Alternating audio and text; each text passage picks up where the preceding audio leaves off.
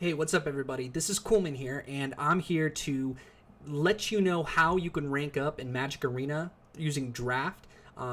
This is single-minded approach. We're going to just focus on getting better, use all the tools already available to you, and you can raise really easily in the ladder and show off your rank to all your friends, because that's what we're here to do. All right, so first step.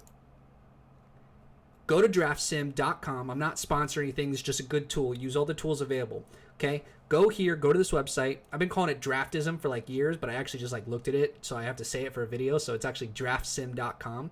Okay? See all these articles? Ignore those. Don't read them. I mean, read them if you want to, but they're not going to make you better. What's going to make you better is actually playing and using the tools available, because we want to rank up. Okay? Go here. Go to card ratings, and whatever set is in currently on ranked on Magic Arena, you go to that, and right here it's Ravnica Allegiance for this set. Okay, so you type that in, and wrong one. Ravnica Allegiance. Okay, no, that was the right one. Was that the right one? Yes, the right one. Okay, and then go here, Control F, whatever your first pick was, type it in. So Ministrant of Obligation, whatever it is. Hey, 80, that's pretty good. Okay, that's above average card. Okay, if it's up here, you pick it on your early picks. And if it's down here, as you go down the list, you don't pick it. Those are just fill-in cards. Easy enough, right? Use this tool, because what we're focused on is actually the things that we can control. We can't control variants. We can't control what our opponent's cards are. What we can control is the decisions we make in-game. So that's what we're going to focus on. We're going to use the tools already online, already available, that everyone should be using to rank up, okay? So then, second step, use this on your second monitor, use it on your phone, whatever you got to do. Use resources already available, okay? Next thing, use MTG Arena, the Arena Tutor, okay? It's a downloadable program.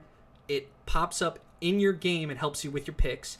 And it even gives you the best organization for you choose like 60 cards or whatever. What's the best 40 to put in your deck? So do both of those things, and let's start the game. I'm going to go through a Simic run I had. I didn't start off Simic, but I ended up that way, and I went 6-3 in this run. So a perfect run is 7-0, 7 wins, 0 losses. I went 6 wins, and I lost 3 times. If you lose 3 times, you're out. You guys already know this. Let's get into it. Let's start. So, Ravnica Allegiance. All right, let's get going.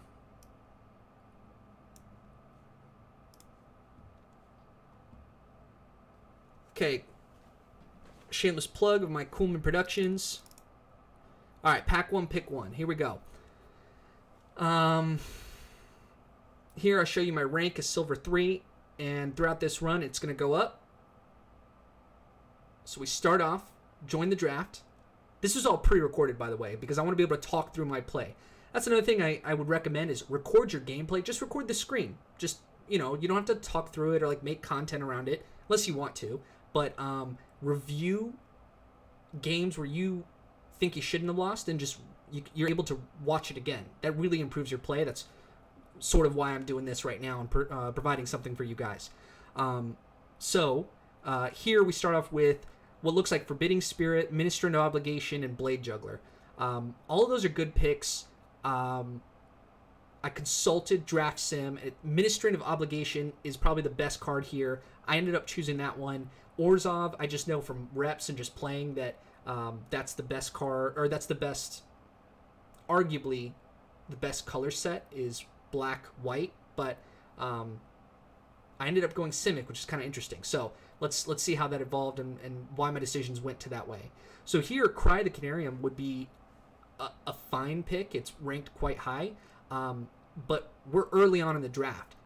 Giving yourself options is really good for the early parts of the draft. Pick 2. So I ended up going Incubation Incongruity here because it's just more of a flexible card. Definitely could have gone Cry. It just already is a non-bow with my Minister of Obligation. So I ended up choosing that one because this card gives me just more variety and more options. Here we got Tower Defense. It's a crap card. Depose is pretty good, but it doesn't work with what we have currently. It's still okay because I guess it kind of does, but I ended up not going with that card. At least I don't think so.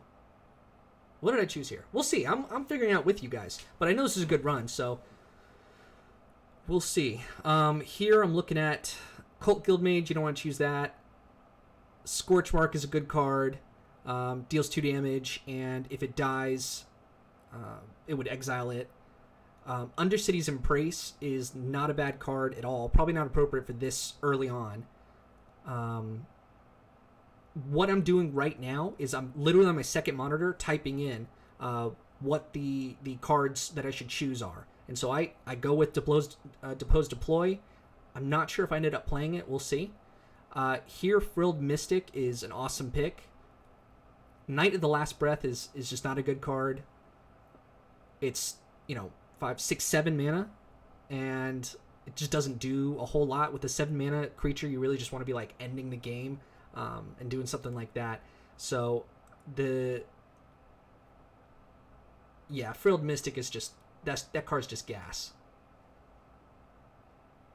Code of Constraint, not a great card. It's okay in like these grindy like white blue matchups, but Grasping Thrall is an awesome card. That's, again, Orzhov pointing towards that. I think I chose it here. Grasping Thrall. That's the 5 mana 3/3 that flying deals 2 damage, and it drains for 2. So it deals 2 damage and it heals you for 2. Again, our primary focus just to win. Knight of Sorrows. See, here I was leaning towards going Simic already, and what I like to do is actually, like, again, focus, constrain my thought on, don't look at cards I'm not going to be playing and look on what I already have, and at that point you just keep on going with the best cards there. Constantly use Draft Sim, use Arena Tutor, because I'm not, on my own, I wouldn't be the best at choosing things, but I'm here to win. I'm not here to like practice my drafting skill set on Arena. Code of Constraint, surprised I actually ended up taking that, but here we go, worked out. Here, Sky Tether is a great pick.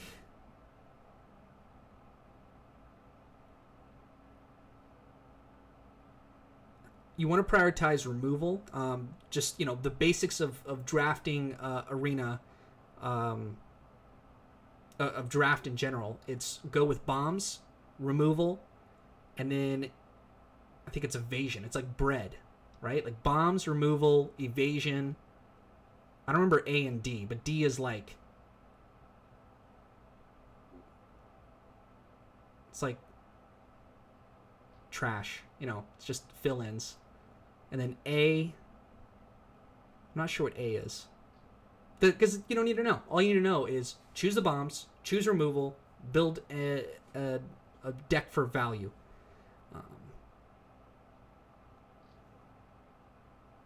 None of these cards ended up being a great pick. I went with the blue card that works with my deck. Here we love the Enraged Ceratok.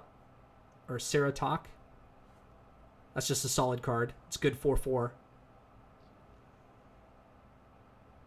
Here I'm looking at the Simic Guildgate versus the Territorial Boar. I figure I'll find something better, so going for that early Guildgate, not too bad. Here I would love the Blade Juggler. It just doesn't work with my deck right now. And honestly, none of these picks really I was happy with. I don't end up playing Persistent Petitioner. Yeah, so I immediately put it in the sideboard. We're focused. We're ready. Here I went with Thought Collapse. Simic, as it tends to run, is kind of just big creatures, and then you put up counter magic because you have access to blue. Prying Eyes versus Axebane Beast. Here, probably Axebane Beast, because I don't think I'm going to end up doing Prying Eyes. But also Open the Gates is not the worst pick.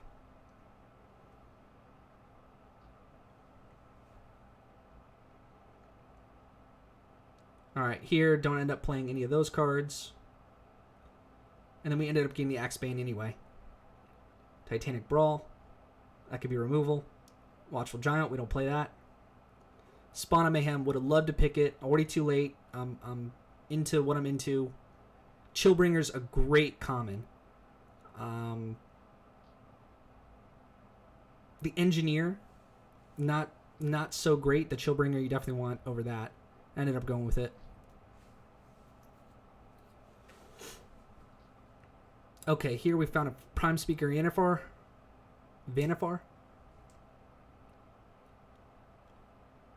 That's just a fine Simic card.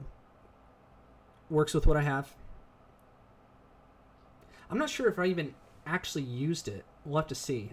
I might have, but Terramander's such a good evasive creature that can blow up and become, like, you set it down as a 1/1 and it can become a 5/5 flyer, like, relatively easy.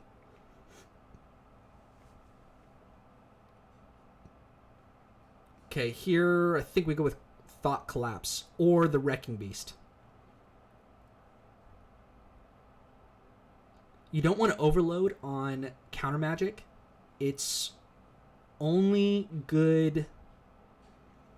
It's like a good backup, but you don't want to be like relying on it with Simic. And these are just things you pick up. You just follow the draft sim, follow the arena tutor, go with those picks, and you build up your reps over a long period of time. There's no better thing, reading articles, nothing like that. All it's better to just play. Just play and review your decisions. Like I said, like record it, do whatever you got to do. But choose. That's the way we get better. So we don't have lots of time to just play arena all day, and that's just not really like a good focused effort. So when you're playing, play to win.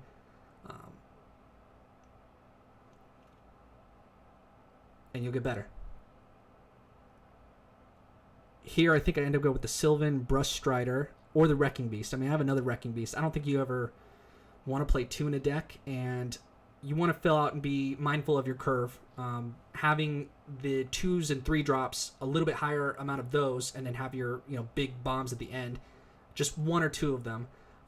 You don't want to front load that. That's just a basic skill. Here we're looking at Rubble Slinger.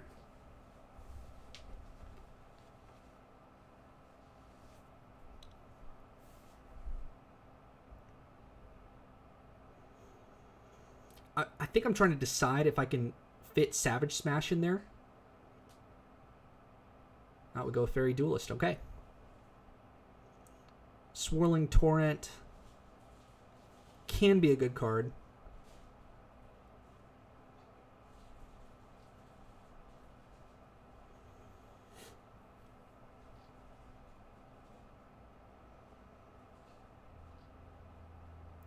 Okay, Applied Biomancy. Wilderness Reclamation. It's kind of a noob trap. Doesn't actually do a whole lot. A lot of times you just set it down, and if you don't have anything to back it up, like counter magic or anything, it's not that great. That actually ended up being a big pick. Let me go back and talk about that one a little bit. So Regenesis here, in that pack it was like nothing, and they weren't giving me anything else, and it actually ended up being really solid for this run through. You're not going to choose the petitioners. You're not going to choose the Sagittars Volley because this is best of 1. It's another thing to consider too. On the ranked for Magic Arena, it's only best of 1, so you're not. It's not like your sideboard just, they might as well not exist.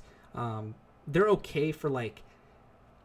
What I do sometimes is I will create a deck of 40 cards, what I think is the best, test it. And sometimes if I'm not right, I'll go back and like take my sideboard cards out and put them in and rearrange the deck, but very minimally. With the caveat in mind, you're only playing best of 1s. So Regenesis is a card I actually might end up playing, so I chose that one. Small explanation, but I think it's worth it. Here, Sylvan Wayfinder is a great card. I take another Thought Collapse because that's what's available.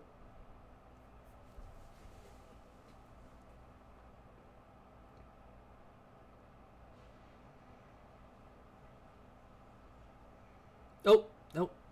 I went with few Humongous. Interesting choice. I think that's a mistake. We'll go with another Open the Gates, but I don't think I end up playing it.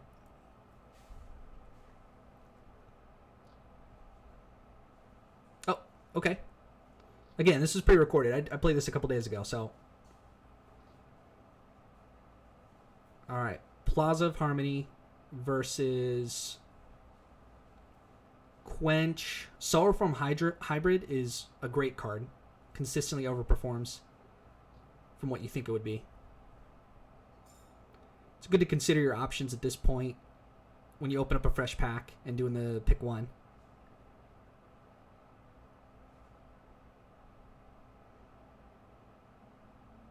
I'm constantly darting around making sure that what is it that I need for my curve? I want to make sure that it curves out correctly, curves out nicely.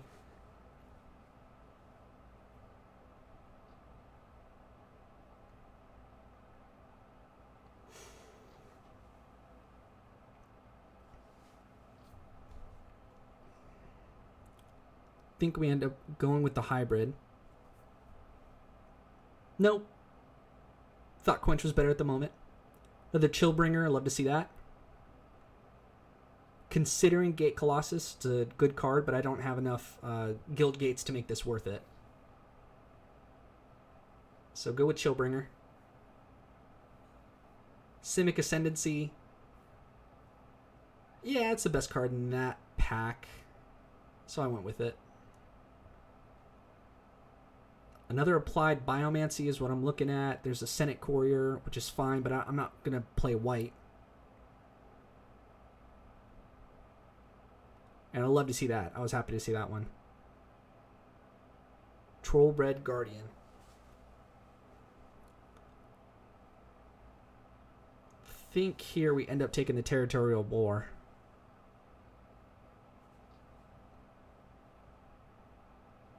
Just analyzing everything else in the pack.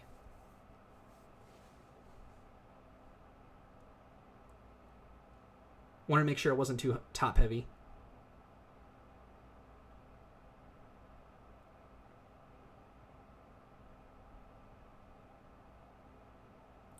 What I do sometimes is I go through and say, am I for sure going to play this card, this card, this card, this card, and I just go down and think about it that way. Don't get like attached to your earlier picks. Like, oh, I picked this at the time and it was really good and I thought my deck was going to go in that direction. You don't know because you haven't seen what the next pack, like pack 3, has to offer. So you're constantly adjusting. You're constantly like, don't be too, like married to your previous ideas or anything like that. You got to put your ego aside and just like, we're here to create the best deck possible. And that takes... You gotta be really like ruthless and say, not what I want to play and what would be cool. That's for, drafting with your friends if you don't want to take it seriously, or like that's all fun. But that's, I don't have hours and hours and hours to play Magic, and when I want to play, I want to rank up. So that's where my focus is, and that's what I like to do, and it's more fun. To me, it is. So I was considering what kind of 2-drops I had, and what I was gonna look for. So here it kind of comes down to, do I have enough 4-drops versus can I sneak in another 3-drop? And so I saw here that I only have Thought Collapse and Code of Constraint, Clear the Mind, and stuff like that. I didn't have a whole lot of 3-drops for creatures, so that's why I went with the Aeromunculus. This pack 3 was actually really good for me. I got a lot of good stuff out of it. Went with the Sorrowform, just stuff I needed for my deck. I wasn't going to play anything in that pack. Having 3 quenches is excessive. End up taking one of those out at least, because quench is not that great of a card, and the rest of the stuff doesn't matter.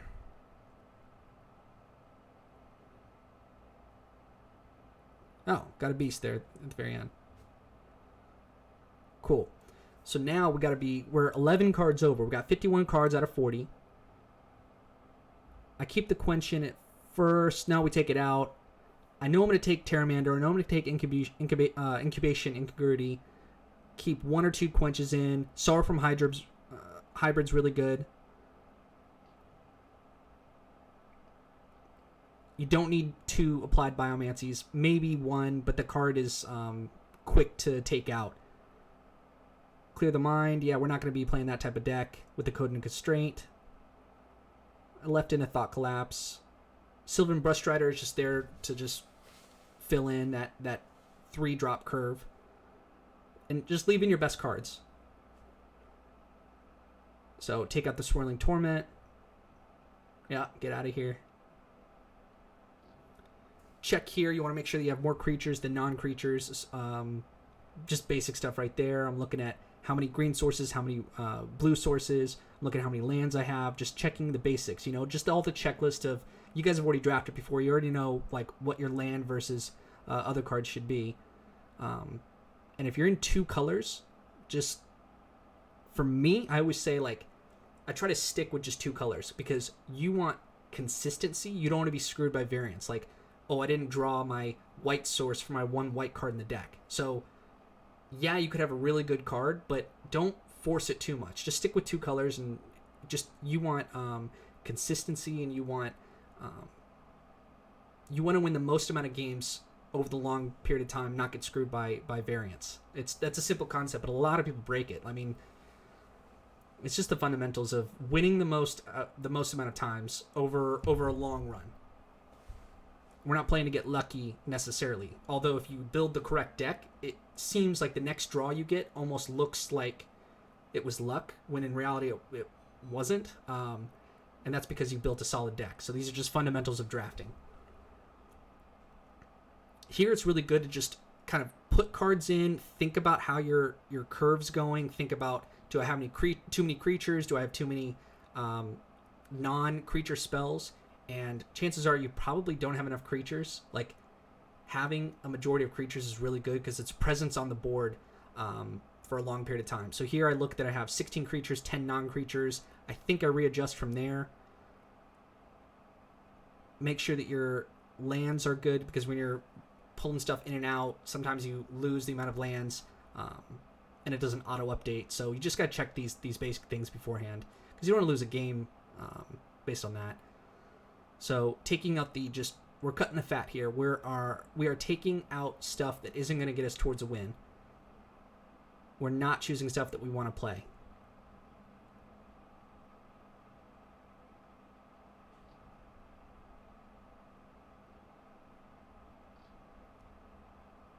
So I knew I had that 4-drop slot.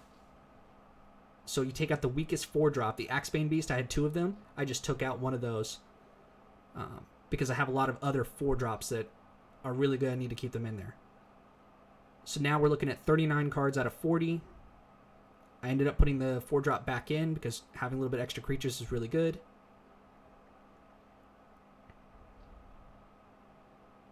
I might have played the first game with Quench. Well, I mean, we'll see. But I think I ended up taking that out.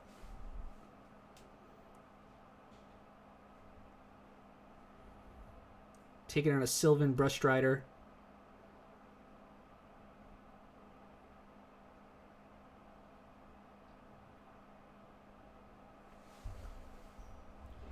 I like those just 2 big guys, the Troll Red Guardian and the Wrecking Beast.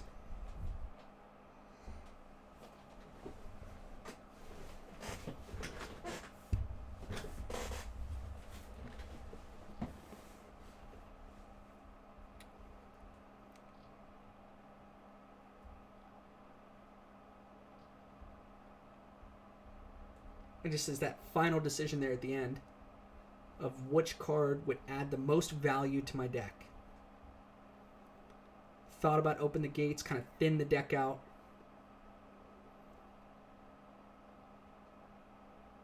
Alright. Here we go into game 1. I'm going to try to talk through my decision making and why I made the decisions I made. Here, let's move my webcam a little bit up. So I think that's going to be better as we get into the game.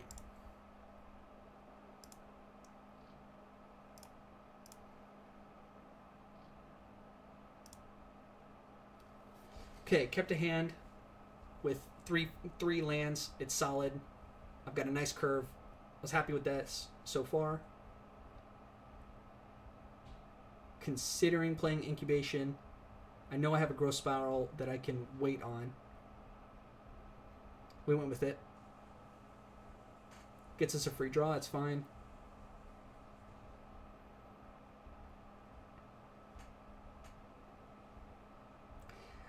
what I practiced here was just waiting, just a little bit of patience. I don't know what he's doing yet. I can play maximally value oriented. So trying to get that extra draw, extra cards. Sylvan Breastrider. Ended up going with no, because I know I have Counter Magic up, as well as Growth Spiral. So I've got plays that I can do. And I'm using my life as a resource here. Like, it doesn't matter if I take 3 damage if I'm going to get ahead longer term. A lot of players don't think long term. Like, you are here for a long period of time. You are, you're still in it until your life is 0. You are still in the game, and so don't rush through decisions. Like, get more information and react accordingly. So I have reactive cards, so I know I can react to whatever he's going to do. Play the Growth Spiral, trying to get ahead. And another thing is confidence in the fact that I use tools to choose the best cards, and my previous knowledge, which you're generating by playing, to get ahead in the long term. Don't think short term, like, gotta kill that creature, gotta keep my life total. Like, use your life total for a while. Hopefully that concept's clear. Here what I do is I play the Sylvan Breastrider, just buying a little bit of time. I'm going to try to, it trades nicely with his creature. I don't want to lose my 4-drop to his Prowling Caracal. Brings up the Chillbringer. Prowling gets in for damage.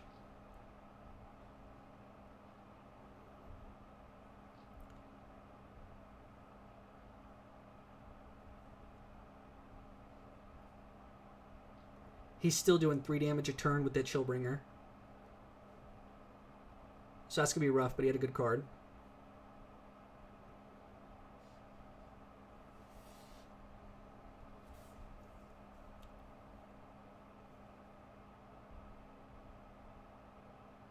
If he attacks, I'm going to block. And I try to preempt all my moves. Like, I kind of guess, like, by the time I hit end turn, like, what, if he's going to attack, am I going to block? I kind of decide that before I end my turn. Those are basic things, but make sure you're doing that. So he's got the counter up. That's a big counter for him. Really gets ahead. And things are not looking great for me. He goes fishing. I don't know. I probably could have played that early game a little bit better. Knowing he has counter magic up and or at least, predicting that he was playing in such a way that he has counter magic up. So I could have made my play a little bit tighter here for sure. So things are not looking great here. 2 more swings with the Chillbringer and that would end it. And I don't have favorable blocks, although the blocks are okay. Little things like I kept the extra forest in my hand in case he plays some sort of card that would make me discard, or he's not showing colors that would allow him to do that, but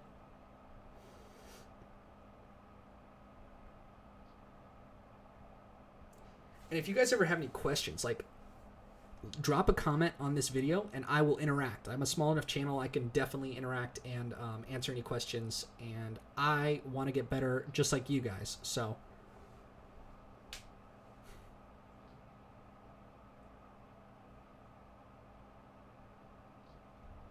all right, lost game 1. Let's go to game 2. Oh, this actually might be a little interesting. Let's see what adjustments I made, because I wasn't happy with the way the deck played out. So I made some adjustments here, just constantly looking around, seeing what I can choose, what's the least efficient cards that don't get me a lot of value, and making adjustments because you can.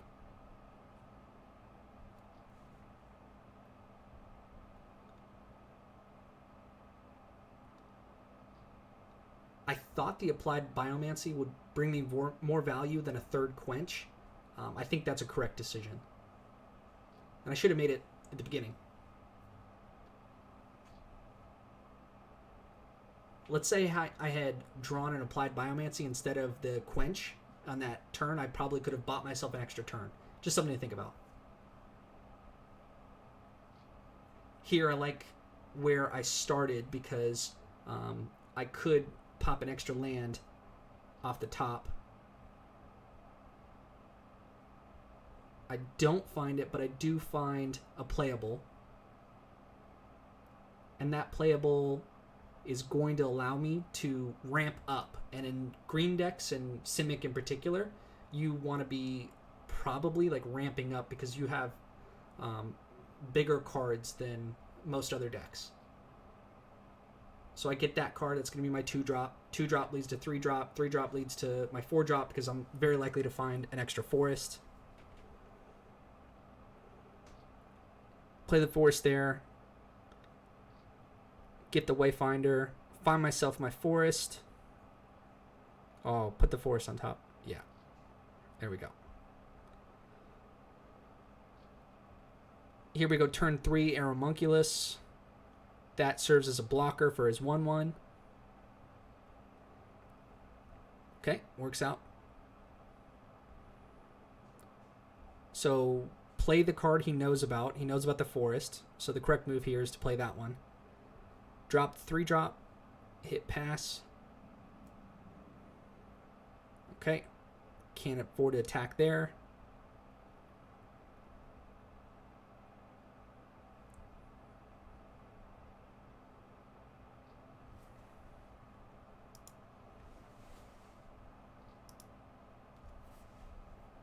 Okay, use a Sky Tether. I'm not mad about that. He's going in for like 2 damage. Not worried about it right now. Keeps playing small little guys. I was happy to see that Chillbringer. Here, I don't know what the correct move is. Do you just hold up Frilled Mystic or do you play your 4-drop?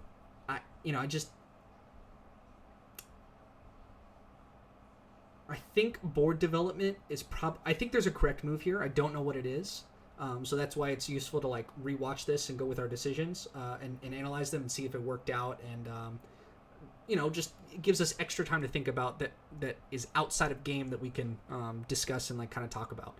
So I went with the decision just to hold up the Frilled Mystic. It's kind of obvious, but we'll see what he plays. I'll take anything at that point. Just counter it. Just get it on the board. That ends up getting me more value because it kind of skips his turn. I was happy to see a Simic Guildgate, just a land in general, because I have the Chillbringer in hand. So here we're going in for extra damage. This basic stuff. Just always go for, don't miss that.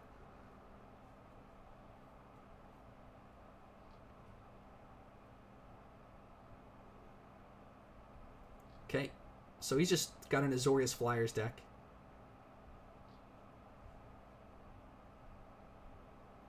It's not looking great, but I do have the Chillbringer coming out next turn. So the Chillbringer being a 3/3 flyer is huge because it can block a lot of these creatures, the Terramander and the 2 Concordia Pegasuses.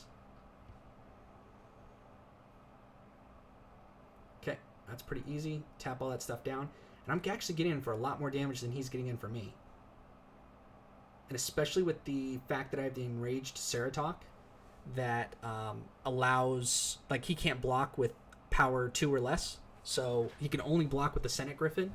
So he can't swing with the Senate Griffin. That's why Chillbringer is such a good card, because it just really turns the tempo into your favor. He ends up playing another one. He's scrying. That's a valuable card.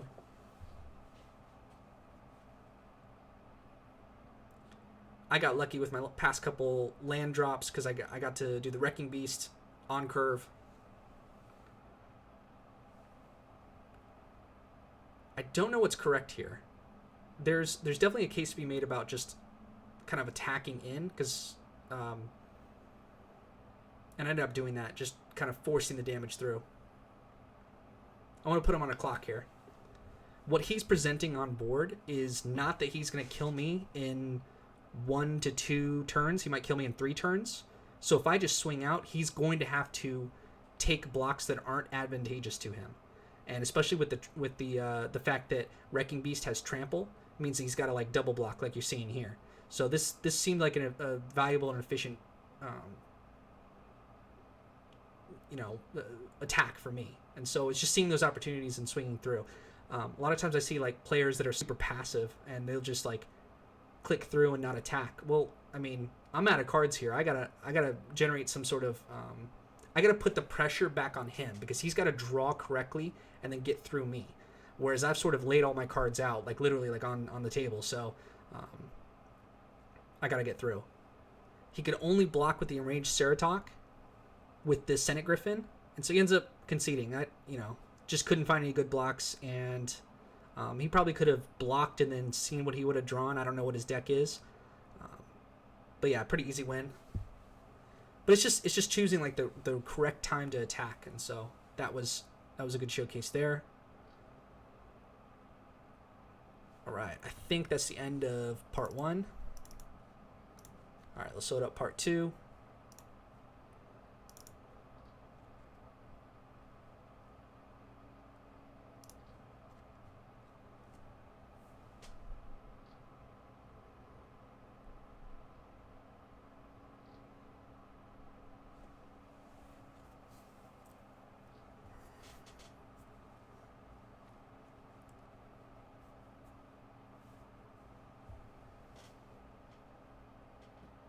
All right, let's get going.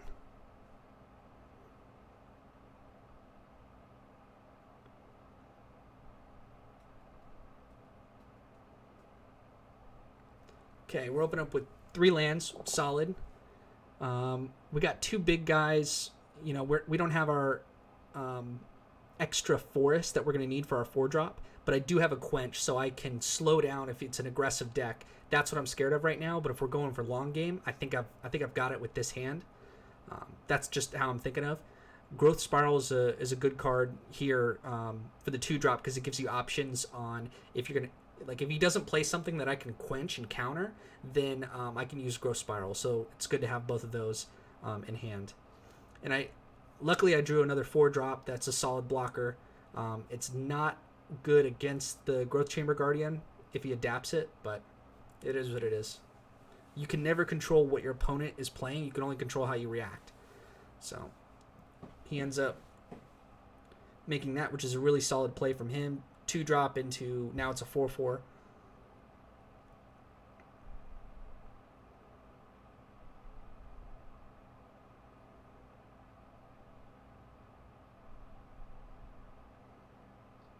Okay. All right. So we drew a 3-drop. I don't think I should end up playing it. If I do, I would probably consider that a mistake. Because it's just not a good blocker at this point. It does develop the board, but I'm probably going to counter the next thing that he plays anyway with the quench. So yeah, there we go. We're just going to counter that. Here, obviously use the quench over the Thought Collapse because at this point, he doesn't have the mana to pay for it. So it's a small thing, but don't use your Thought Collapse. Save that one for as long as possible.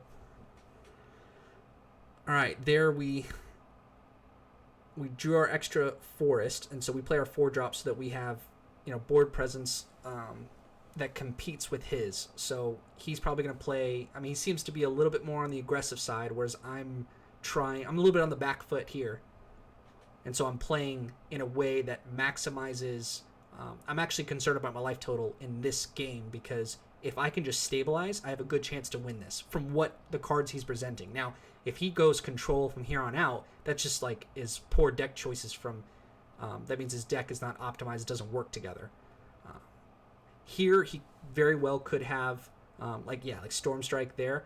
I'll take it. I'll force him to use a card to kill my card because now we're trading 1-on-1, and if I keep drawing other lands and stabilizing, as I mentioned, like that's where I'm going to gain my advantage. I'm concerned about my life total here. I figured he probably had something like that because you're swinging with a 4/4 into my 4/4, and my card is better than his, but I'm not worried about that right now. I'm worried about stabilizing. Now, if I play this, okay, I'm developing the board because I have some life total to work with. These are not meant to be blockers. These are just, like, I'm not going to pass the turn and just hope that he plays something that I can Thought Collapse. That would not be a good line of play, because then he's doing 4 damage next turn, 4 damage the turn after that. Whereas if I establish some sort of board presence, I could have a chance to win this. Like, I could do an inefficient block. Let's say he turn it back to him, he plays nothing. Turn it back to me, I play my Axebane Beast, and assuming I don't draw a land, then I can finally block his board. Now, that's best case scenario, but you got to play to your outs. So he finds removal. That's solid. But the good part about that is he's still using a card to defeat one of my cards. And that's just really inefficient play from him. So he used 2 cards to kill off my board that he already... If he had just swung, I probably wouldn't... He would have gotten the damage in anyway. But because he played that line, he's now out of cards. And here I believe I just stabilize and win. So I think this was a major mistake from my opponent. I mean, what is he going to do now? I don't think it's a good line of play to use all your cards to defeat a board that you already had advantage of. I mean, he has a 4/4. He could have swung. I could have done inefficient blocks. Now I'm out cards, and he's still got his he still has his instance that he could use later on. So that was just subtly just not great line of play for my opponent. But I mean, people do this all the time. Like, this is how Arena tends to operate. People mess up all the time. So if you don't mess up and choose the best cards, make the right decisions, like, you're probably going to win a lot of games you don't deserve to win. Here we can take our time here, because our board is better than his, and we've got more cards, 2 to his 1. So it's all about that card value. If you guys have specific questions on any of this, like, timestamp it, link it at the bottom, like, send me a comment, like, I will respond to it. I'm looking for that interaction. So, okay, so he found something that ends up being a pretty good card for him, because now his creature is bigger than my creature. Because he's going to remove the +1/+1 counters off of his 2 creatures and double them. So his Galloping Lizrog, or whatever it is pretty big. But I ended up having... I mean, I just found my out. I got my big value. So now I have a 7/7 to his 7/7. And he is not looking too good right now.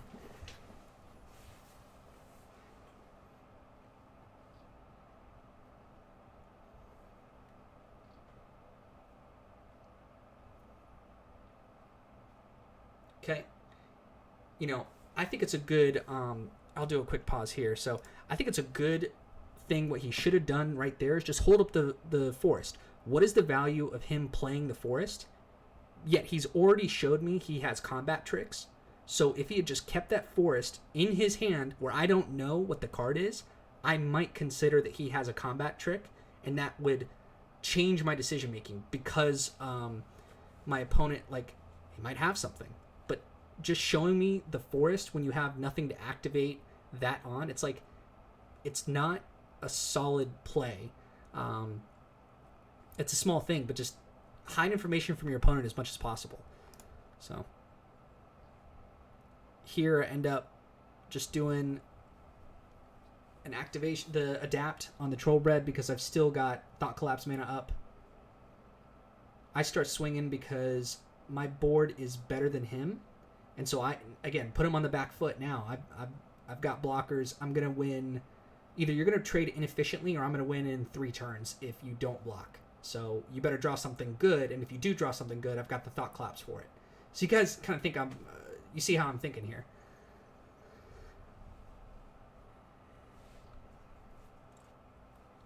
And here I believe I hold the forest. I'm not sure I'm going to play it. Yeah, because if I draw another land, then I'll play the land, but he thinks I have 2 cards up right now. That's going to make him play differently. I almost let him have it, but no, it's actually a good card, so. And it's always correct to counter, like, almost whatever he plays here, if it's just a playable. Because I'm ahead, I want to keep staying ahead, etc.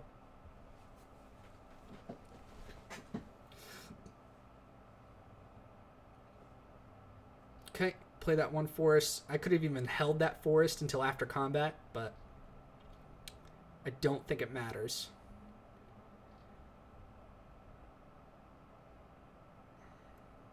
And here, there is a reason why I'm swinging with the Wrenching Beast. Is that what it's called? Yeah, the Beast one, because if I play another Riot card, then the Trollbred Guardian would give that thing trample, because it has +1/+1 counter on it. So that's just how the card works. They're not just 2 of the same 7/7s, just swing with whatever, it doesn't matter. It does matter, so yeah, that's just reading your cards and playing correctly. And so here he's on the back foot. He's going to have to start taking inefficient trades. Here he swings. I'm not sure.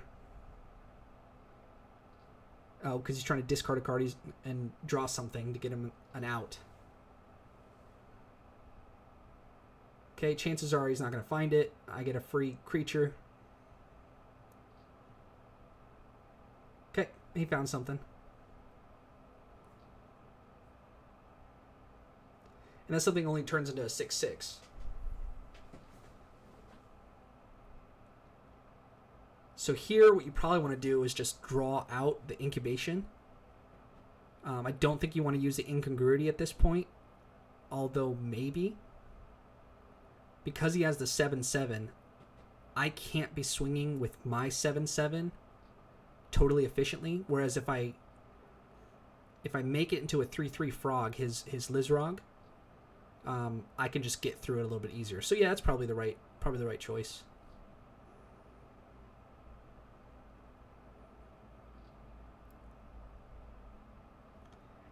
And again, I'm using my life total as a resource. If he swings with all of his creatures, I can get efficient blocks, and I'm still alive.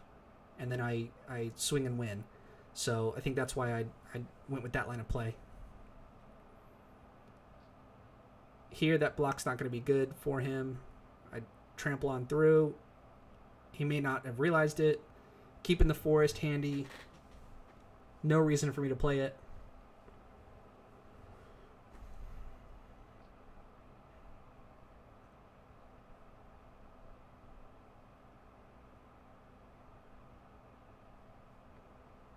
At this point, pretty much if I swing with just about anything,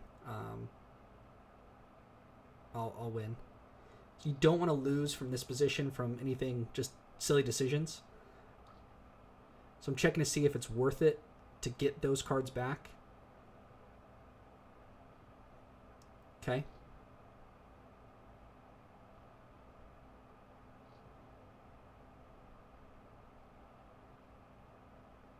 Little bit inefficient. Probably I need to make my decision and just go with it. If I'm going to attack before playing my Forest and Regenesis, I need to just make my attack first.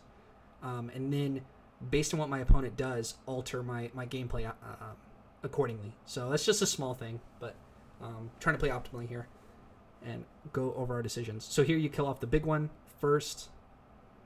So now all he has is a 3/3. And this gives me the added benefit of getting my Wrecking Beast back out of the grave. And I think we'll go with the Pteramander, because I have lots of mana, so that's basically like a 1 mana turns into a 5/5 flyer. So one thing here is I'm trying to force him to have many different ways to have to win. So first of all, he has to kill the 7/7, and he has to kill the Pteramander or blocker with flying. And so those are multiple ways for him to have to do things in order for him to stabilize and win. He ends up drawing a really good card, but it's too little too late.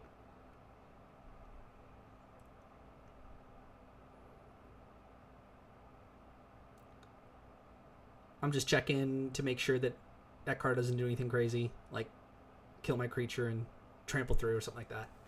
And I don't even know the cards like super well. That's why I haven't played Ravnica Allegiance in like since it was live like months ago. But it's still the same basic like fundamentals that help you. You could be good at any set with drafting. All right, swing for the win. He's all tapped out. Easy peasy.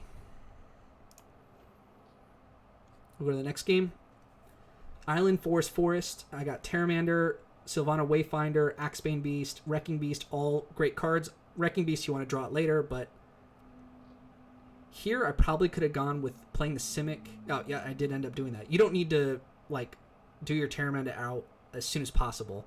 Just set myself up for more success. You don't want to be, like, mana blocked later on when you're trying to squeeze in your 4-drop when you have to play on curve. Let's say our opponent has a perfect 1-drop, 2-drop, 3-drop, 4-drop. You want to be competing on that.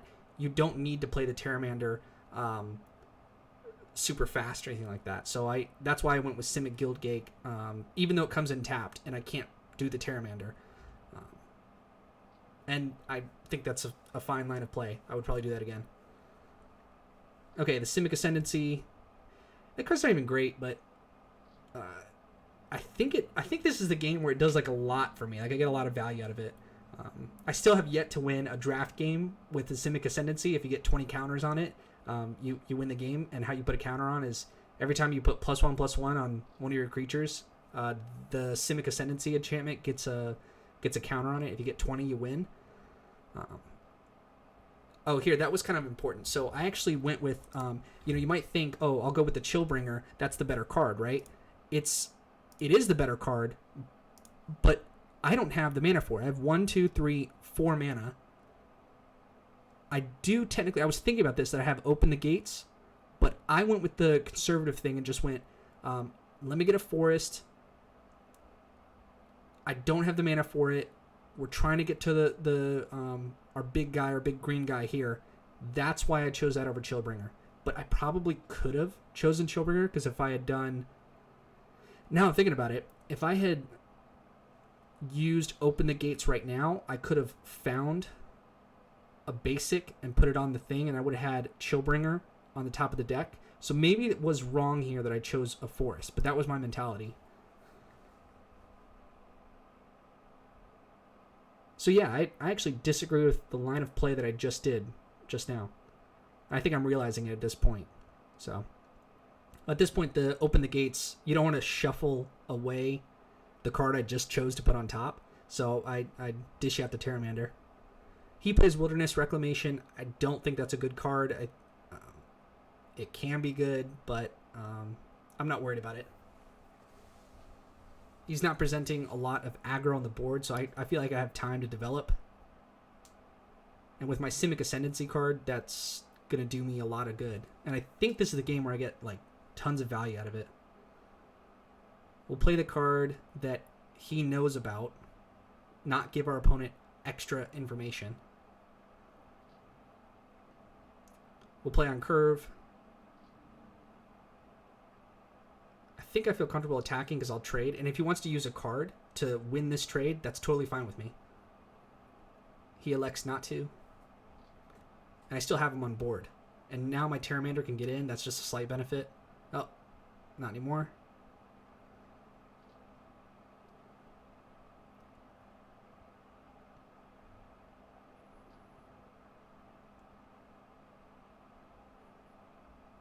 So Wilderness Reclamation is like an okay card if you've got the backup in your hand of instant speed, like counter magic or like things to use it. And so here he did adapt, which was, I guess, a good use of extra mana, but it's not worth the card.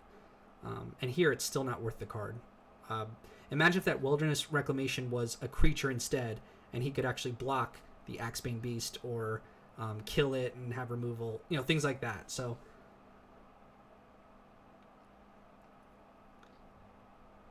okay. Oh, yeah, I remember this game. This game's crazy. Okay, no blocks there.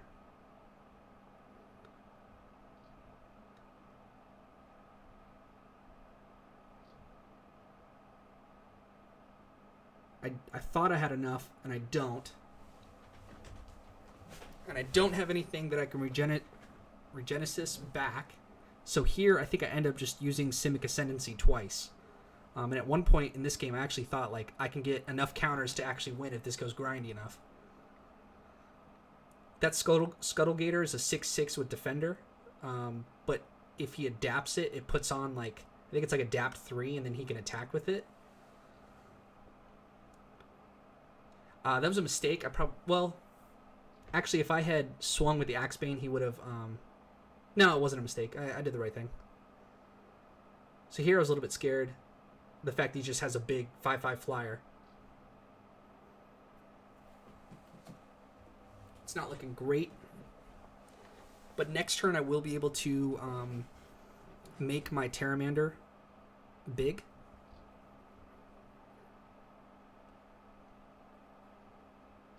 So, let's see. I'm going to do a quick pause here. Okay, so if I had done the Simic Ascendancy on the Pteramander, 1, 2, 3, 1, 2, 3, I could have given it 2 counters. So yeah, no, it's not like I missed putting 2 extra counters on the Pteramander or anything like that. That would have been something to consider. And you also don't want to put... oh, I did... That's what it was. I missed... So you guys saw that? I missed the Simic Ascendancy. I could have put 2 counters on the Axebane Beast, and I just totally flubbed.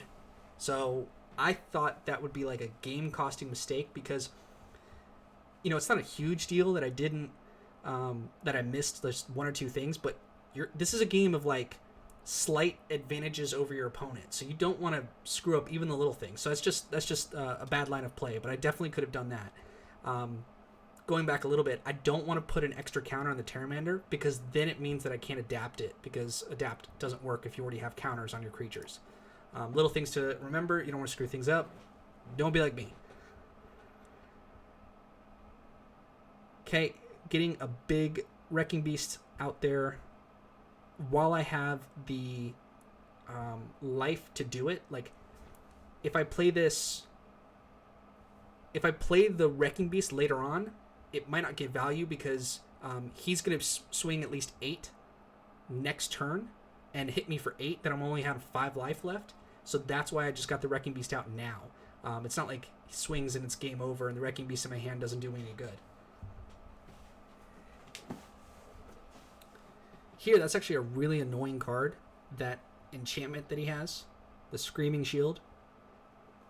It makes it so I can't swing with the Wrecking Beast. And here, I think I'm close to down and out.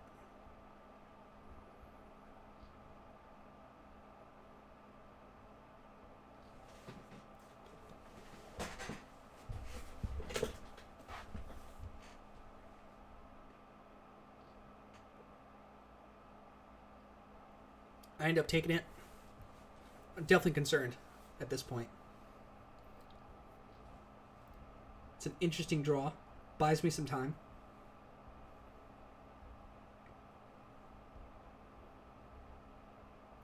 There's a lot of options here.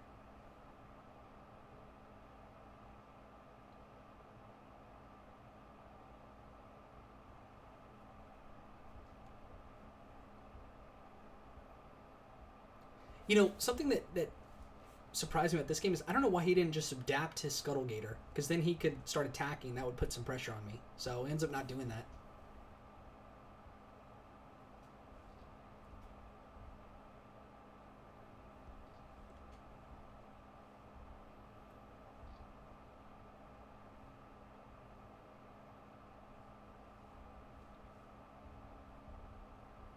Yeah, him doing that is just, I guess, free.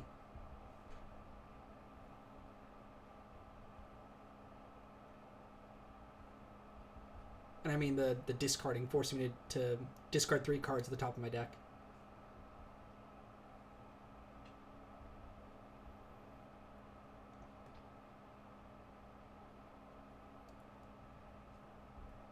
And here I'm going to be forced to block with the Sphinx at the Guild Gate. It's actually a good move on his part, making it big enough. I'm going to have to block it anyway.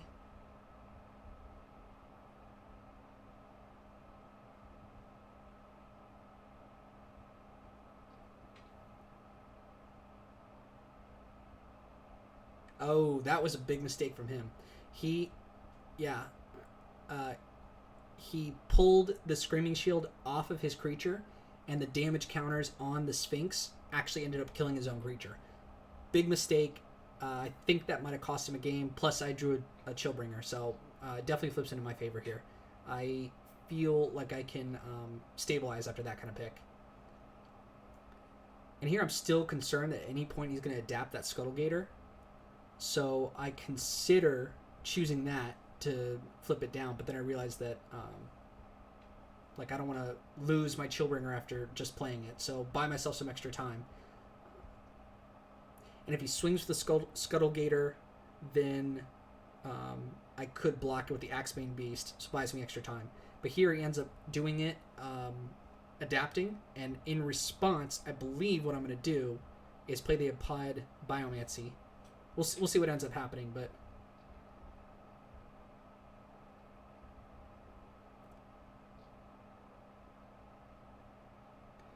and so slight mistake here. I could have chosen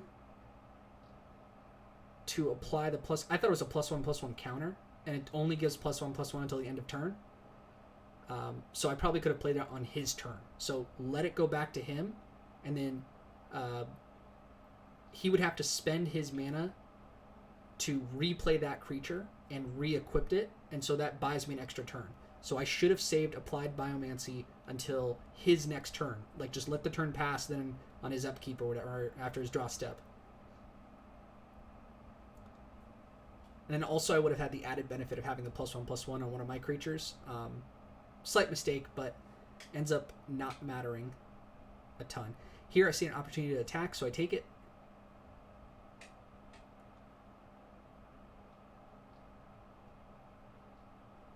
Yeah, I'm reading the card, figuring it out. Like, oh shit.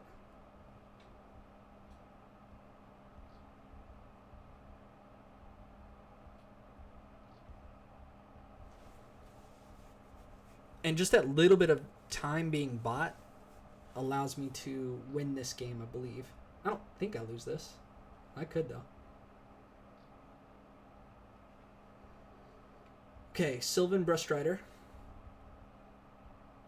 And here I am considering like adding extra counters onto my creatures just as a possible out win condition, but it's pretty far away. I would have to get 14 of those onto my creature.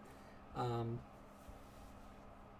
it's, so that line of play was considered, but here I just play I gain a little extra life, I get a blocker, he doesn't have trample or anything, and I'm just slowly playing to my outs, just trying to kill him every turn with that 3/3 flyer.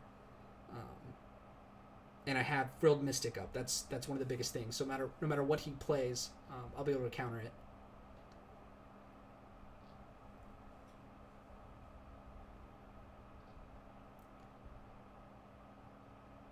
Yep. So great use of Frilled Mystic there. I just got lucky. And really it comes down to his one mistake. He would have had this game if he hadn't taken the Screaming Shield off. But that's like a common mistake. I mean, that's... Who counts like damage counters and then unequips their creature trying to play optimally, and then your creature ends up dying? It's an understandable mistake, but okay, he ends up trying to adapt for some reason. I think it's like a desperation move. It doesn't work that way. I'll take that damage if he wants to swing with the 3/3, and then I'll just block with I'll block the big guy with Sylvan Brustrider or something. I was checking to see if it didn't have trample. It does not. And then we take it from there. Yep. Nice.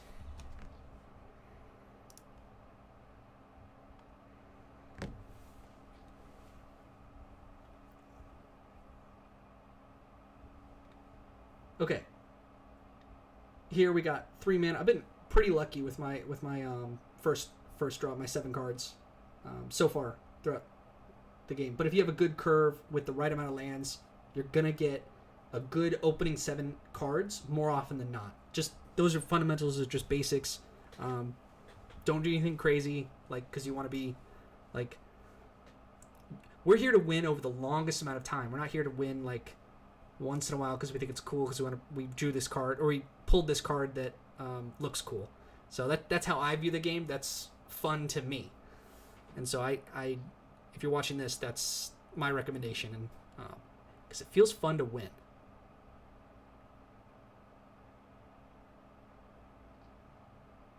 If you're here to have just fun or play Commander, like, you know, do something different. Like, we're here to play on the ladder, draft the best deck, get the most results. Okay, he ends up using Grotesque Demise on my 4-drop, which is pretty good value. I'm lucky that he doesn't have any follow-up. Chances are he's playing Orzhov, so he probably will have removal for this, whether it be Mortify or Final Payment. He does not, but it's still a fine card because it draws him into more possible removal. Here I'm looking to make sure that I still have... I don't think I should adapt here. Don't. That's a mistake. Shouldn't have adapted. I should have kept Thought Collapse. Because swinging with my 5/5, he's not going to block. And that 2 extra damage that I get, making it to a 7/7, is not worth it. I should have just held up the Thought Collapse and countered if he had something big. Like that. So I could have countered the Consign to Pit. I would have been in this game. So, big mistake from me. You saw my opponent made a huge mistake in the last game, and our opponent made a huge mistake in the first game. I made a big game-ending mistake here, and let's just got to minimize the amount of mistakes that we make. So here, yeah, it's correct. I did not elect to adapt my creature. I don't think I have enough mana to do it, but yeah, I'm realizing that at this point. I was like, damn it.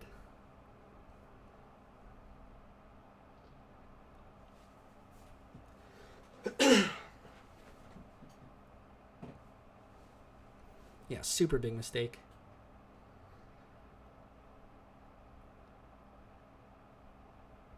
I believe I just let that through. Yeah. Cool. I'll counter that one.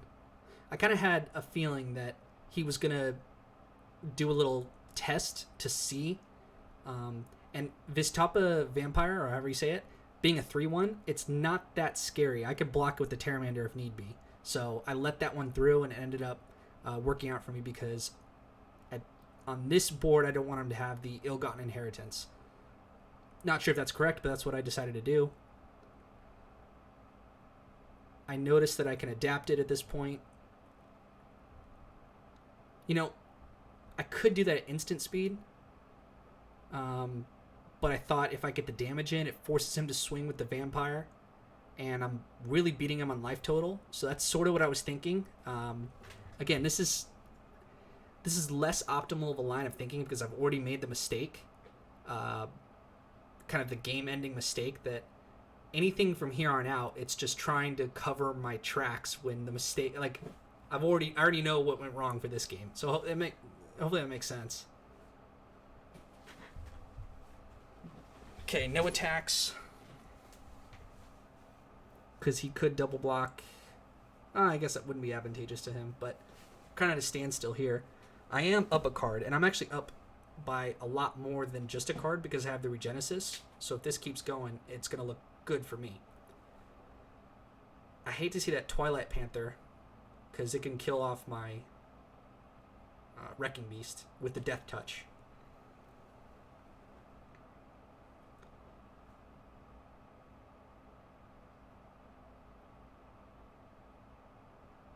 I'm thinking through my plays here.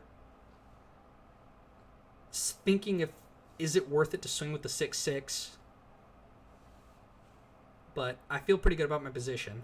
I have him beat in the value game as of right now. I've got the Regenesis. I know I can get 2 more creatures.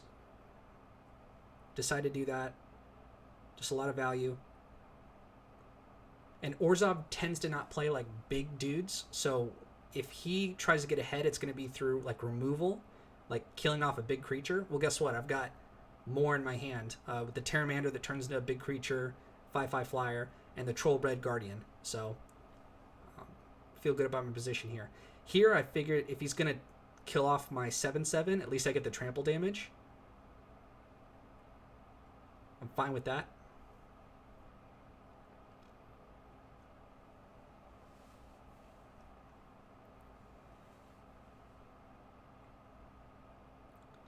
it might have been worth it to swing with the 6/6 there as well, because he's probably not going to double block. So that's just a small mistake. Well, I guess he would have had to. It would have forced him to. And then all he would have had is a 3/3 left on board with 8 life. So yeah, that's just 2 swings of the Pteramander and I win. So again, like I'm catching more mistakes as I'm rewatching my gameplay. So this is why this is the value of rewatching your games and talking through them. So I noticed that he played that, so I can't attack. I'm gonna have to pay mana. And at that point, it's not worth it for me to pay the mana to attack at this point. I know that I can adapt, but then I can't swing. So I'm thinking through all these things.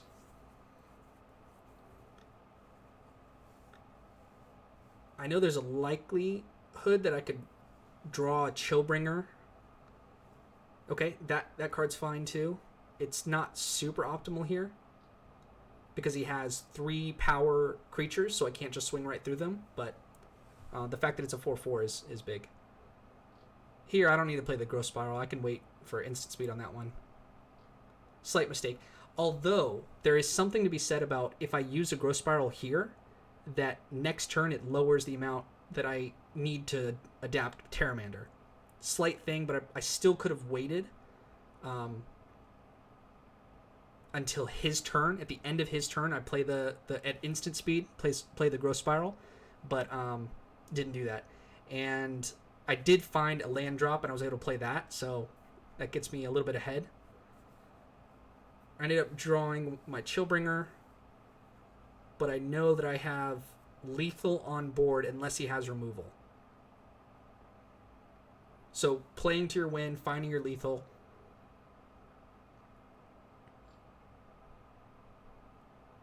I was checking to see if that had reach or something crazy. And sometimes these cards, they print off like just stuff that doesn't make sense sometimes. So I just always check, especially with older sets. Like I kind of know what's going on with like Theros Beyond Death right now, because it's the newest set. I've been drafting a lot, but when we go back and ranked, we don't choose which set they are going to put for ranked. So you got to learn every set if you want to raise up in the ranks.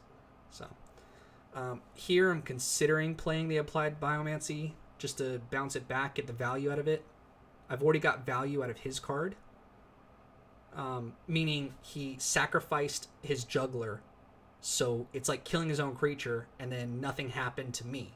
Like, yeah, it's going to take me extra time because I got to replay the Pteramander and I got to adapt it again, but I'm fine playing that type of game. I'm forcing him to know that he's got to draw stuff that outvalues me. So in terms of the value game, I know I'm not going to die, so I'm playing the most amount of time that if I keep drawing cards and you keep drawing cards, I'm probably going to win. So, you know, that kind of makes sense there. And you just sort of pick up those things and read it. I know that Orzhov colors, the way they get ahead is play tiny creatures and use removal and get through. So I played to my outs by playing Simic, which is about value and bigger creatures, protect yourself on board. Really good opening hand. We'll keep that. We got a 2-drop that finds us more mana. We've got a 3-drop. Really hoping to get an extra island here so we can play our Frilled Mystic, which when you play Frilled Mystic on turn 4 on curve, it's one of the biggest tempo swings in this draft format. Here, I think I end up putting the island on top. It's probably correct to put the island on top. I did notice that I had a Chillbringer, so 1, 2, 3, 4, 5. Oh, I drew an island, so that's why I didn't choose the island to put on top. Here, I'm fine doing this because my Silhana Wayfinder has already really gotten its value. And if he wants to get a 1/1, that doesn't bother me that much. And he didn't have follow-up for it. Like, if you're going to swing with your 1/2 with Death Touch, like, have a follow-up to it. I'm sort of, throughout this, I'm reading my opponent and seeing, okay, what could they possibly... I don't even know the card set that much, but what could they possibly be playing? That look like if you're going to swing, that he's going to play a 3-drop, and he just didn't. So he probably has something up. So here, I know this is probably a test, because you're swinging with the 1/1. He's got to have something. And there he goes. He has Blade Brand. That's fine with me. All it basically did was use a card to draw a card, and now we're equal on board. I'm fine with this. because I know I have Frilled Mystic and I've got the 5-drop Trailbringer as backup. So if he plays anything, I might even let it go. But no, if he plays on curve, I'm going to Frilled Mystic it.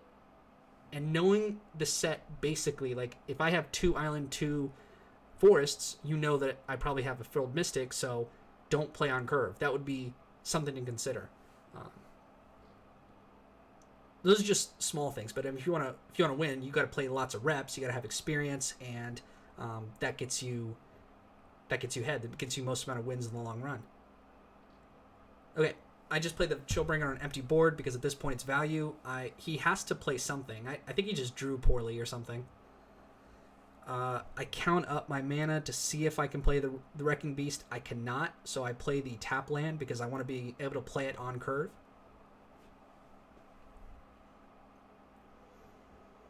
Okay, he plays something, which is fine. I want to pop in for extra damage, so I could play the Applied Biomancy. It's not necessary, and I know I can... Well, he doesn't have a flyer, so I guess I still get anyway, so... Yeah, I just won't swing with the Frilled Mystic. I'm still getting in 3 damage every turn. I'll take it.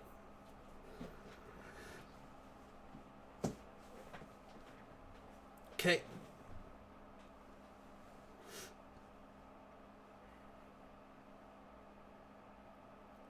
Here I'm going to go for lethal because he's not been presenting anything that's worried me so far. So let's just test the waters to see if we can win. And we absolutely do. So that may not have been an optimal play, but I'm going for lethal and I'm reading my opponent. And if he's not going to play anything turn 6, 7, 8 with mana, then let's test it. He probably has nothing.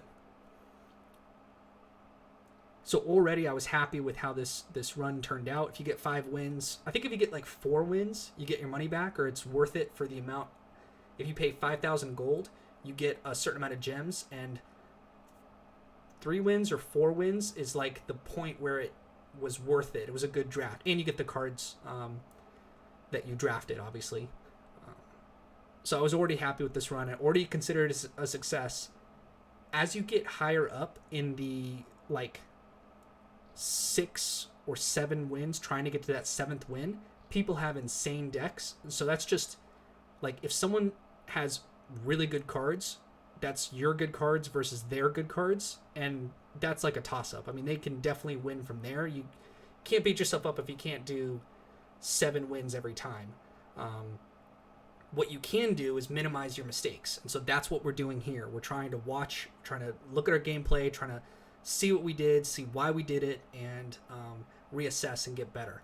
So there, we're just trying to stack our deck to make sure that we can play all the cards we want to. I know I need an extra island for the Frilled Mystic. That's going to be coming up. Oh, slight mistake. I should have played the island that he already knew about.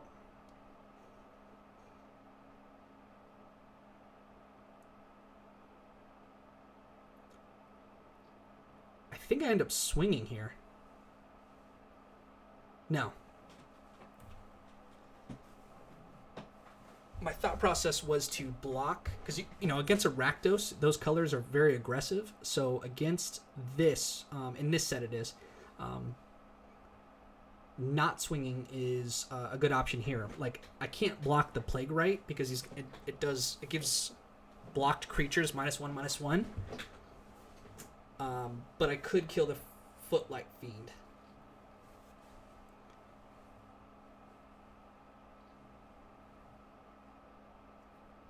Okay, can't block that. It's just not efficient. Doesn't do anything. I'll take the 2 damage. Here, it's probably a good idea for me to go play the Enraged Ceratot. But if he has removal, then he would actually kill off the 4/4. So I actually play the suboptimal play and play on curve, but the worst card that still does the job. So the job here is to block. I'm trying to minimize damage so I don't get killed really quickly. So the 2/4 accomplishes that goal. That's why I went with that move over the 4/4.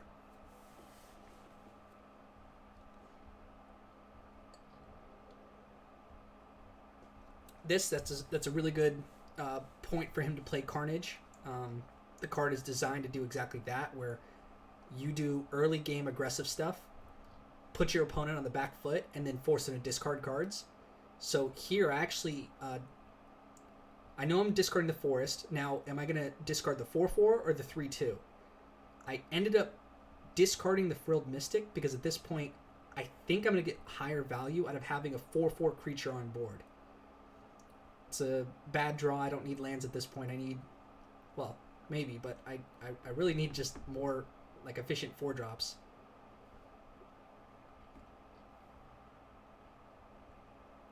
So the Prime Speaker Yennefer I was considering, you know, for this game, I think I thought that you could do the Prime Speaker Yennefer for instant speed. Like, I was like, oh, I'll just block with the Sylvana Wayfinder and then use it at instant speed. You can't. It's only sorcery speed. Says it right there on the card. But I'm not even sure if that would have been optimal for me to tap the Yennefer to sacrifice the Wayfinder to get a 3-drop. I don't know. And at this point, it's too late. I mean, he's got a better board than me.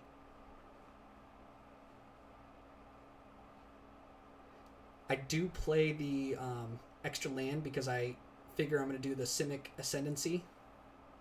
And we're kind of just going all out at this point.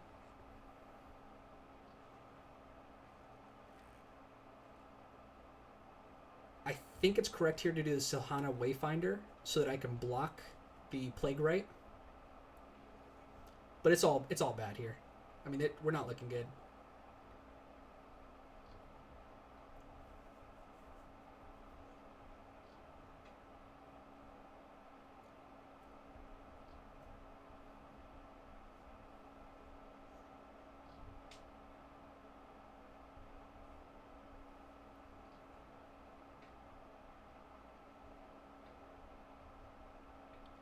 Okay, at this point, he's just swinging all out. He gets the benefit to discard his land, draw something of value. I have to decide what the optimal blocks are here. I know the Wayfinder's going to die, so I'm trying to balance what the most important thing to kill is versus minimizing damage. At this point, minimizing damage is not my primary. I want to stop his machine. I don't want to stop the damage coming in because I can survive another couple turns. That's why I went with the blocks that I did there. I'm not sure if that was optimal. I don't know what he's going to have, but I was happy with it. I actually felt okay at this point. Ooh, probably shouldn't have played that. Just keep it in. It's not going to buy... Playing that extra Forest, it didn't buy me an extra Simic Ascendancy. I can't do 3 versus 2. So just holding that Forest makes him play differently, and I should have done that.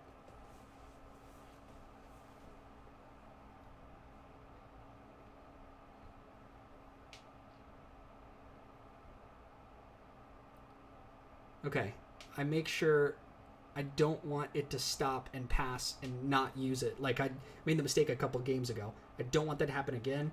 I want to maximize the amount that I'm using my Simic Ascendancy. Put 2 counters on Prime Speaker. Okay, Applied Biomancy doesn't help me a ton here. What I should do is just pass and bounce his creature at the beginning of his turn. Yep.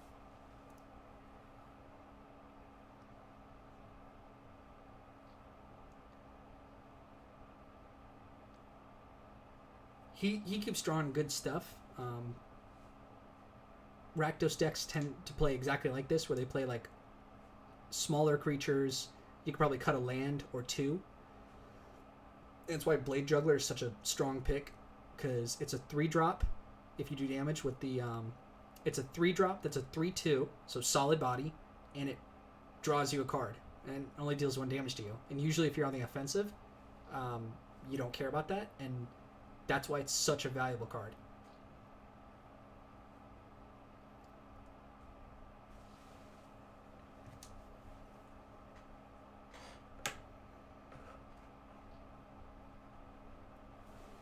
Okay.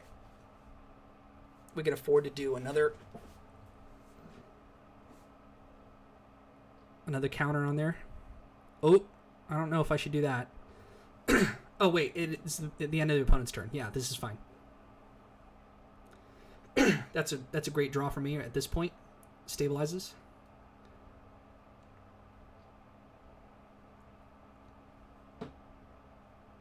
Because that's a 3/2 body, and it just gains me 2 life. Oh, this was a funny interaction. So watch this. He plays Macabre Mockery, gets my Frilled Mystic, counters my Sylvan Brushstrider, and I bounce the Mystic back to my hand because it goes to target creature, goes to its owner's hand. I thought this was real cute. I don't even know if this is the right time to do it, but I was just excited that this was happening. Yeah, this is crazy because I get an extra card. I think that's a fine time to do it because it would be a 5/2 attacking. I don't know if Macabre Mockery gives you trample or not, but yeah, I was very happy to see that. I was like, holy shit.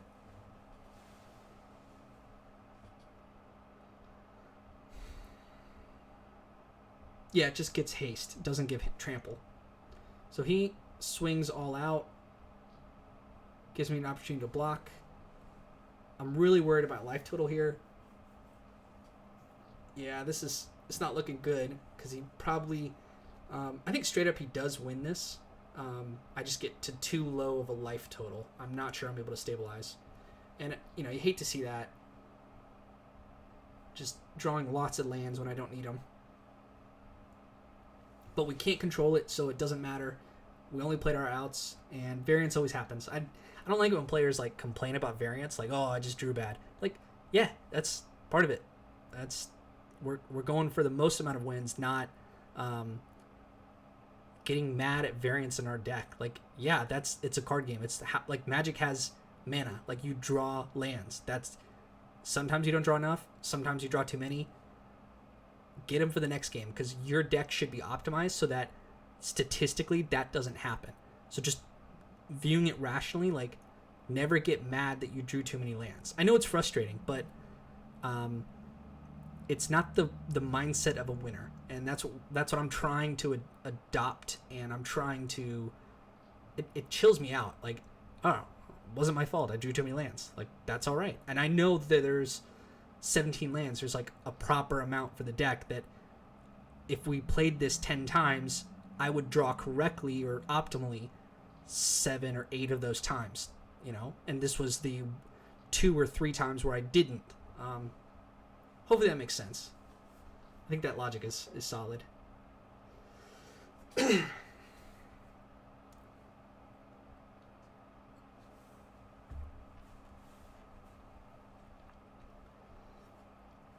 So the fact that I'm drawing anything, I'm just thrilled about that. Like, okay, good, a 2/3 playable. Okay, this is fine. I don't know if he's baiting out, like, playing the Vistapa Vampire so that he could play something better after that. I can't afford at this point to find out. He does have removal. To me, that's still fine because I got 2 cards out of his hand for 1. And I still have the board to stabilize.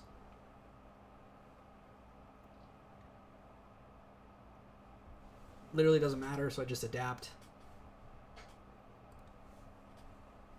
And here I definitely am concerned about should I be swinging, because I am on a clock. I have to win. I can't keep this game going for like a long period of time because he'll find some evasive way to kill me because I only have 6 health. So if he swings with everything now, at least I can block it and I can survive a turn and I can kill him on the swing back.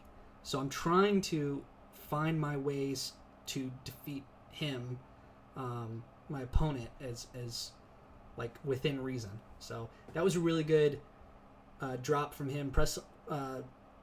Pestilence Spirit. It's a 3/2. It's got Menace. Swings twice with that, and I either have to do suboptimal blocks by blocking double,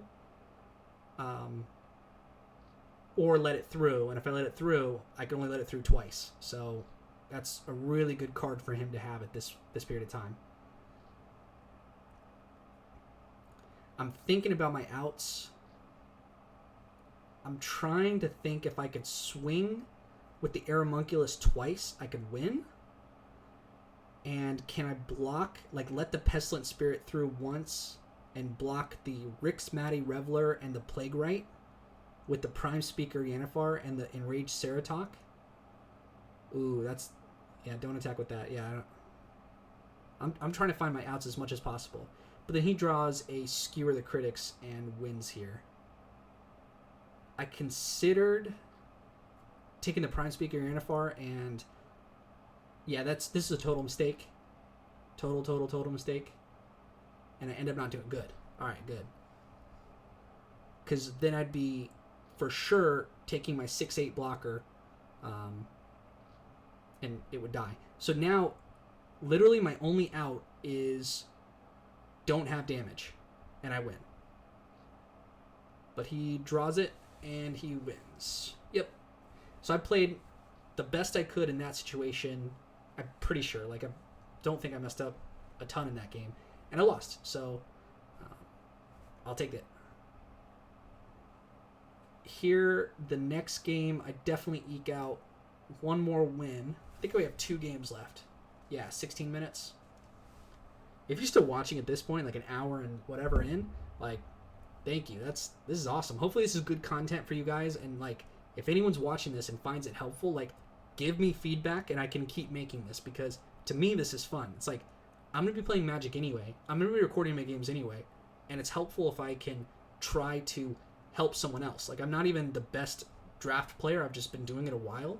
Like why not make content around like that someone else would find helpful?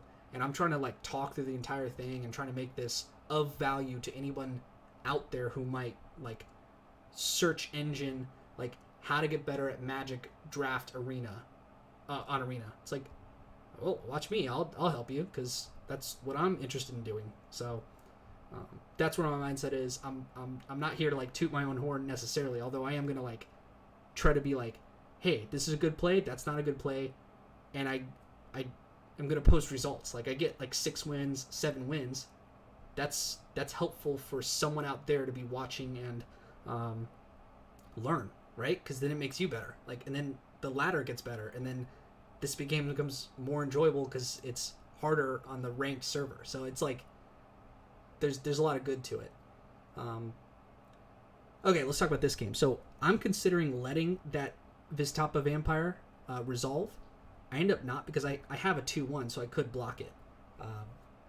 I don't know if that's turns out to be a good play or not, but using quenches early is good because they actually have value. Whereas if he keeps on playing lands, then I can't quench like a 3-drop when he has 5 mana open. So it loses all its value. So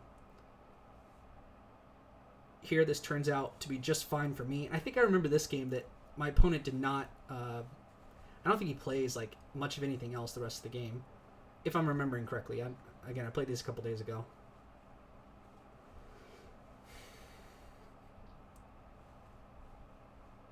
So he is just slowing me down, but I'm still doing 2 damage a turn. 2 damage a turn is a lot. It puts you on a 10-turn clock if you're not going to do anything of significance. And I've got like cards to back myself up. So, you use removal, that's okay, but you got to have something. You got to have board presence, so you're not getting hit for 2 damage every turn. So I want to save the Chillbringer so I can get value out of its the fact that it taps an opposing creature. So I want him to play something, like hopefully something big, and I could tap it down and keep attacking. He just isn't playing any creatures. Remember what we said about like drafting? You want to put more creatures in. Like this is a prime example. Like he's got lots of like fancy cards, but no. And I don't know if maybe it's just bad draws or whatever, but maybe not. I like instants and sorceries are just like fancy, and like enchantments. They're fancy and they feel good when you play them and outdo your opponent. But nothing beats having a board of creatures and swinging and knowing when to be on the defensive and knowing when to attack. That was a mistake. I quenched it, and you saw he was. I didn't see that he had the locket. It just didn't register in my brain. I was like, oh yeah, locket can tap for a mana. Oops. But it ends up working out anyway. I trample on through because I have the Trollbeard Guardian. So anything with a +1/+1 can trample through. So I trample through as 1/1.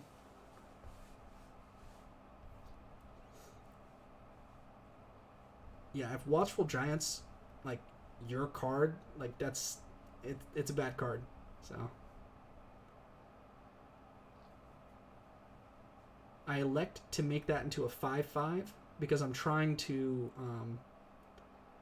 I'm trying to force out bad blocks from my opponent. So he's got two 1/1 flyers. I want him to use those to mitigate damage so that those are favorable trades for me, so I can win the next turn or the turn after. Like, I'm forcing my opponent to do things that are suboptimal.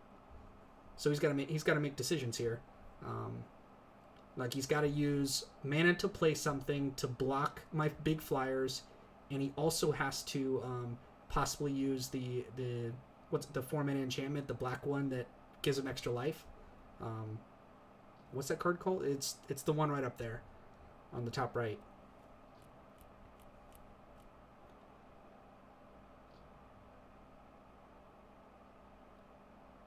Here I feel real good about my position.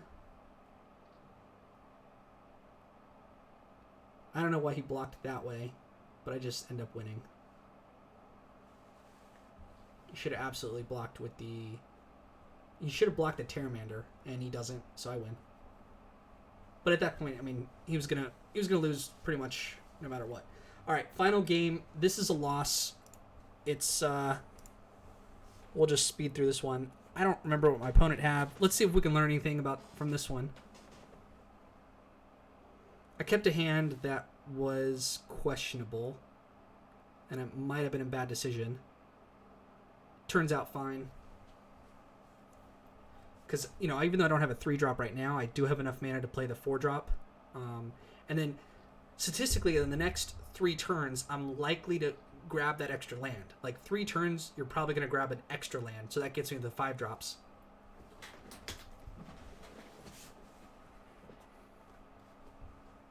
And there, I just did. So I know I have a turn 4 play. I know I have good turn 5 plays.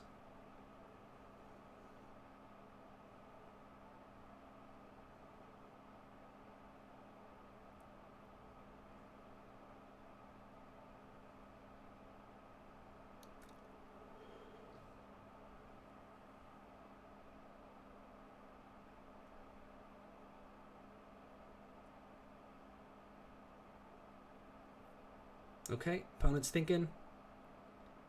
Plays a Guildgate. Plays a 2-drop. Still playing on curve. Looks really good for him.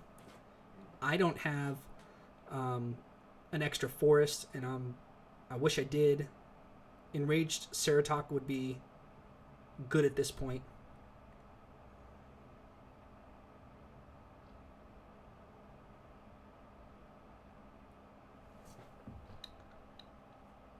He elects to do a final payment, which is probably good because he's totally he's on the aggressive now, so killing off one of my creatures puts me on the back foot.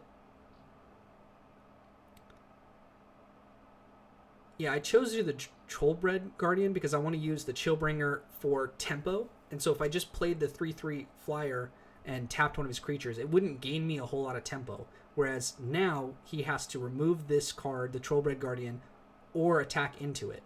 So those are his 2 options. Doesn't look like he has removal right now.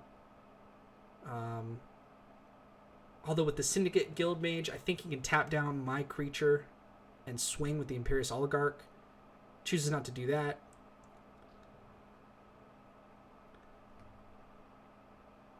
Here I just want to build my board. I just want to...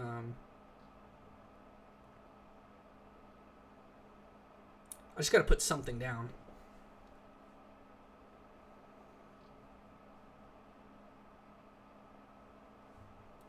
I don't think it ends up mattering It taps my creature down, and that's actually like the best I've seen Syndicate Guildmage perform, is that he's actually able to tap down my 5/5 guy, and that kind of takes it out the rest of the game, which provides him an advantage for sure.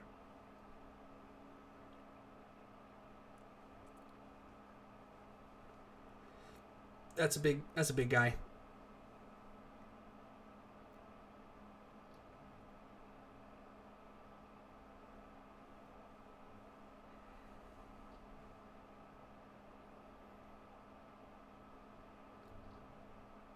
Okay. At this point, really wish I had that extra forest so I could at least Growth Spiral and play the Axebane Beast. You know, it's something. Or obviously the Enraged Ceratok. At this point, the reason I attack is because I am mindful that we're racing a little bit, and I have a flyer, so maybe I could eke out a win if he's not going to swing, and he doesn't have me like dead on board or anything. And I have somewhat favorable blocks, so if he doesn't over a long enough timeline get a flyer or kill the Chillbringer, I could kill him in four turns. Probably not, because he'll swing with the Vampire at least once, which gains him 3 life, so maybe 5 turns.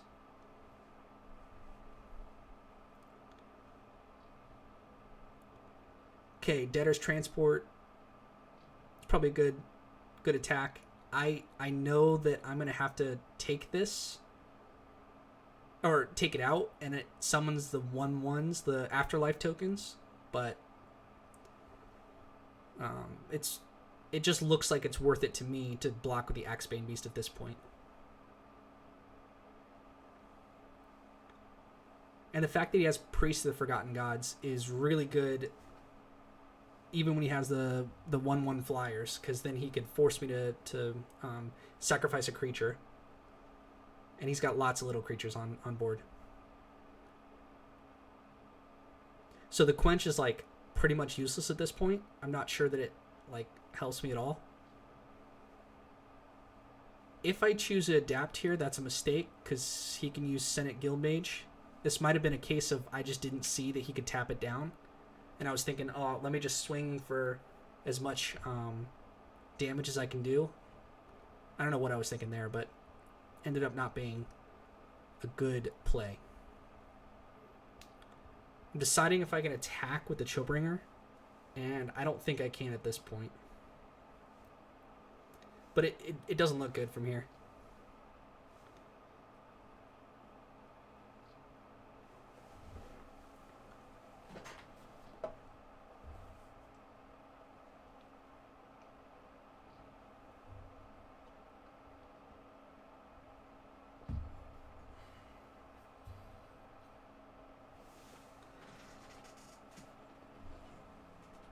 Okay, attacks with the Vampire, attacks with the Oligarch.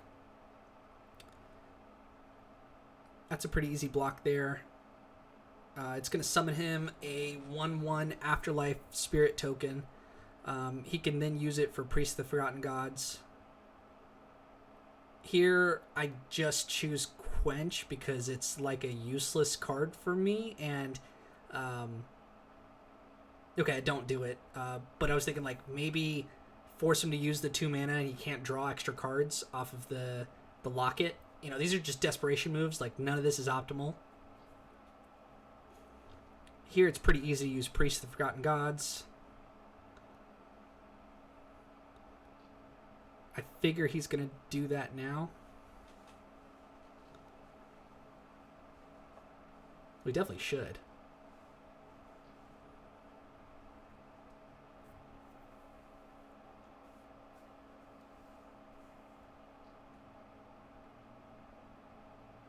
Quench literally does nothing.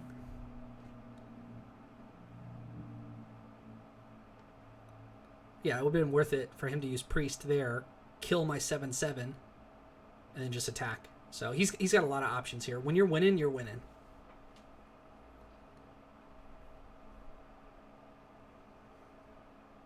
Like, I think he should have used Priest of the Forgotten Gods, killed his own Syndicate, and a flyer. And that way he has 2 flyers up. He draws a card. He's still got the Vistapa Vampire.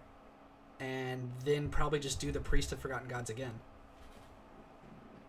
Here, I just feel like it literally doesn't matter. It's might have been good to save it, but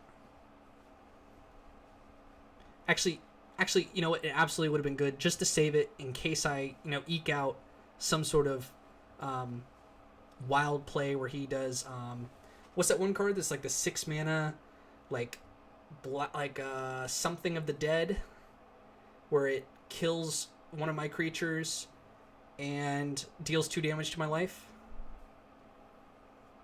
There's some removal black spell like that, so I could have used Quench on that one, but I mean, we're getting into like very hypothetical territory, so I mean, he's just got it for a lot of reasons. And then yeah, there we go. Draw nothing. And I think from here, I don't want to like bore everyone. It's another minute. We'll let it go.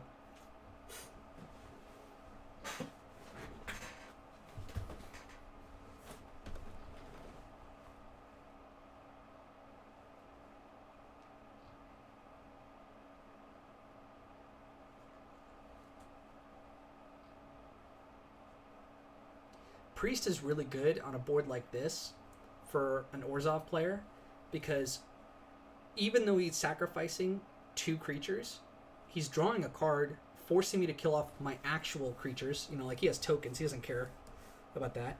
So here, I disagree with this line of play. I think he should have attacked with everything except for the Priest. Oh, well, he had lethal. Never mind. Well, then always go for lethal. But, you could have kept the Priest up and used it to sacrifice my 7/7, draws him a card, etc. So here, I was pretty happy with that run. 6-3. Definitely worth it. Got some value. Opened up the 2 packs. I have most of the set already from Ravnica Allegiance, so oftentimes I just get gems. And yeah, there we go. So, hey, I hope you enjoy this video, and let me know, like, interact with me. Let me know if this was of value, if I can make it shorter, make it more in depth. I'm open to feedback, open to suggestions, and I just appreciate your guys' time. If anyone's watching this, definitely up to this point. Yeah, more to come, because I enjoy doing this kind of stuff. So, all right. Thank you, everyone.